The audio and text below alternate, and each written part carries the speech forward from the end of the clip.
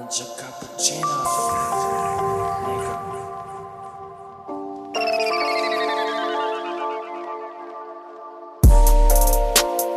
Ütköşk bu kino film Yazılya eserdi menin haqiqiy efirim Seyretcenede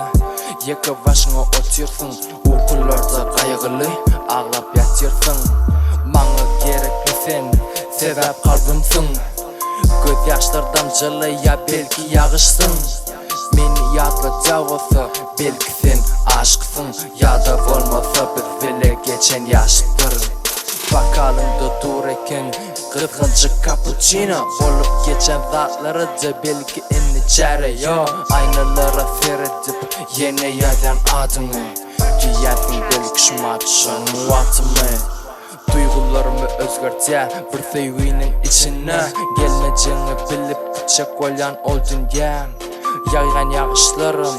aynan üstüne yürüye O da yanan yüreğin yine seni küseye Derdin oku gelye bu cappuccino Hasretlerim barıdı yazık bir kino Men neçe yazsam da sen yanımda yo Bilyen bunun hiç peyda yo Derdin oku gelye bu cappuccino Hasretlerim barıdı yazık bir kino Men neçe yazsam da sen yanımda yo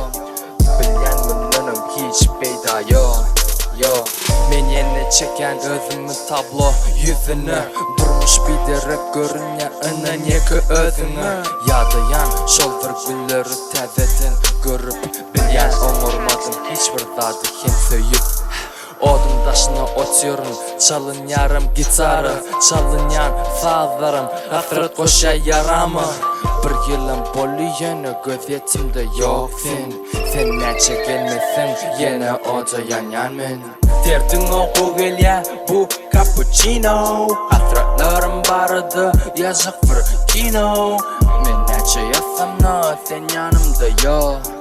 Bilyen bunun hiç peyda yo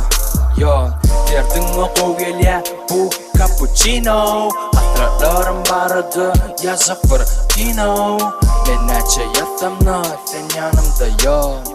Bilyen bunun hiç peyda yo